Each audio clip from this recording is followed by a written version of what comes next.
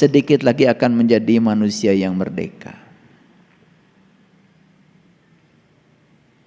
Nah, mereka-mereka yang belum tahu rahasia di balik angka 17, mungkin perjalanannya masih panjang untuk menemukan kemerdekaan.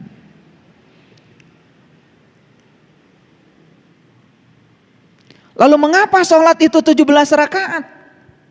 Apa kaitannya dengan 17 Agustus? Coba, 17 bulan 8 1945. Itu angka yang sangat luar biasa.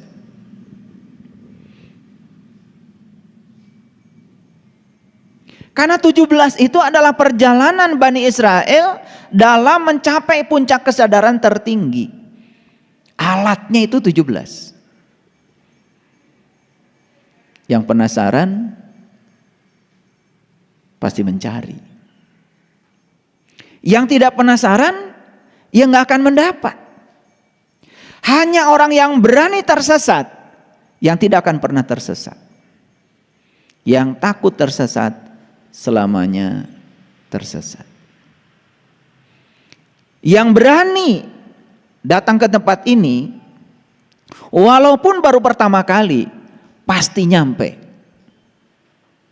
Bisa tanya Google Maps, bisa tanya orang-orang, asal mau bertanya pasti ada jawaban. Karena hukum alamnya sederhana. Siapa yang mengalirkan pertanyaan maka kepadanya akan dialirkan jawaban. Tapi siapa yang tidak bertanya selamanya tidak akan pernah menemukan jawaban. Makanya saya pastikan orang-orang yang takut tersesat pergi ke satu tempat tidak punya pengalaman baru.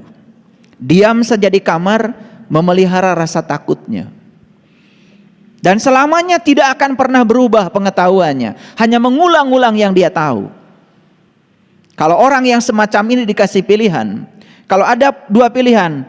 Satu yang kamu ketahui, satu yang tidak kamu ketahui. Pilih mana? Orang model kayak gini pasti akan pilih yang dia tahu. Tapi para pemberani akan memilih yang belum dia tahu.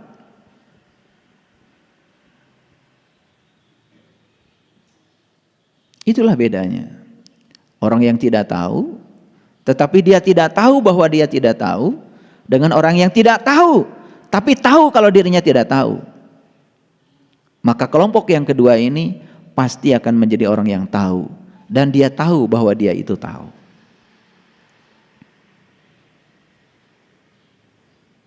Jadi kalau kita bicara Quran surat Al-Isra secara utuh, mohon maaf, itu bukan cerita perjalanan seseorang, tetapi itu cerita perjalanan Bani Israel.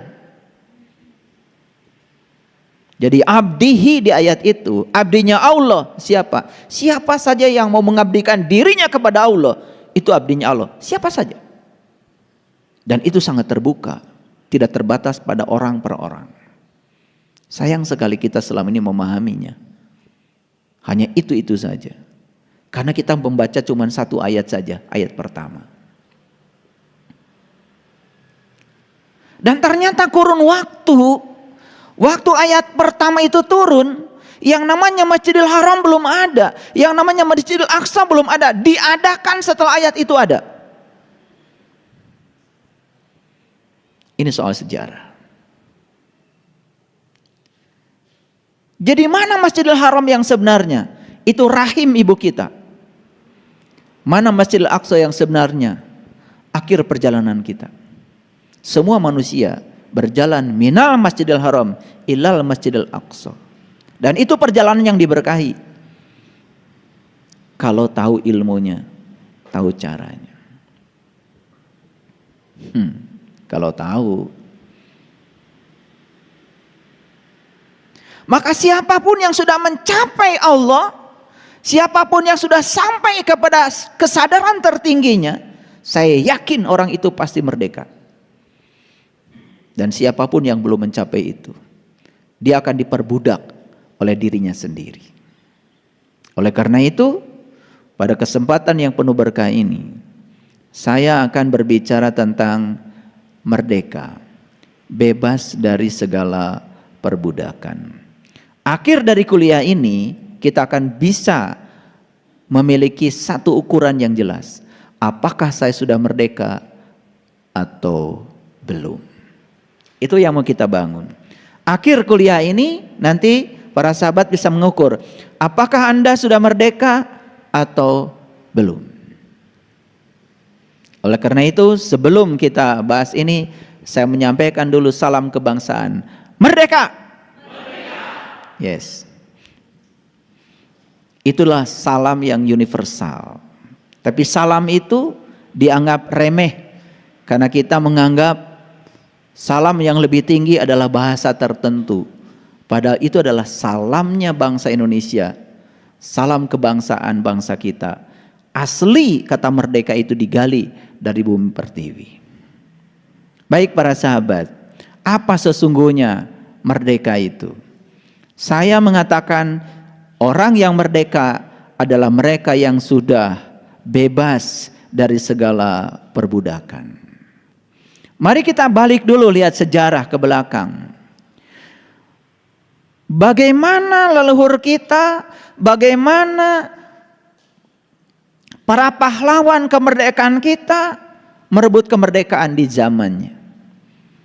Saya lahir tahun 67. Saya tidak berhak untuk berbicara itu karena saya tidak mengalami langsung. Tetapi sekedar penghormatan kita bisa membayangkan bagaimana perjuangan mereka di saat itu. Pengorbanan mereka adalah dua. Satu keringat, dua darah.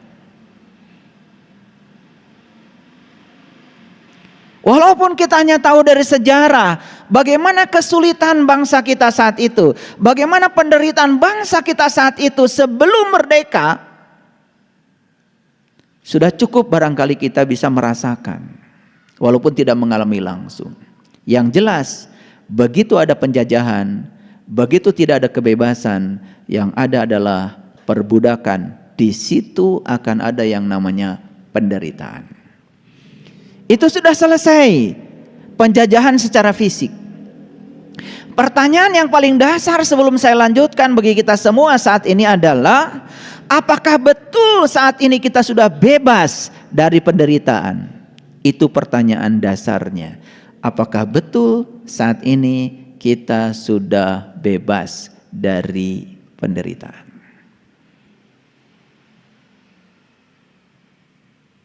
Dulu bangsa Indonesia mengatakan bahwa sumber penderitaan mereka adalah bangsa yang menjajah. Betul? Dan sumber penderitaan itu seakan-akan ada di luar mereka. Tetapi yang lebih dahsyat lagi kalau kita sederhanakan sekarang, ternyata semua sumber penderitaan kita pada dasarnya berpusat dan ada di dalam diri kita. Nah, ini yang akan saya bongkar habis hari ini. Jangan kecil hati kalau nanti banyak yang akan terbongkar semuanya. Baik, kita mulai dari hal yang sederhana saja. Jadi mari kita jawab dulu pertanyaan ini. Apakah Anda sudah merdeka? Merdeka itu adalah bebas dari penjajahan.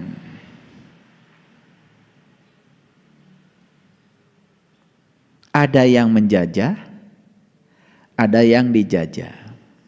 Berarti ada yang menguasai, ada yang dikuasai. Saya mau tanya sekarang, siapa penguasa Anda? Jujur, siapa penguasa Anda? Pikiran Anda, keinginan Anda.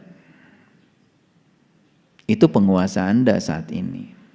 Siapa yang dikuasai? Ya Anda sendiri. Ternyata yang dikuasai ada di sini, yang menguasai juga ada di sini.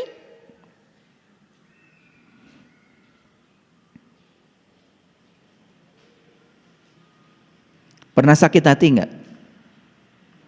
Sering kan? Kenapa sakit hati?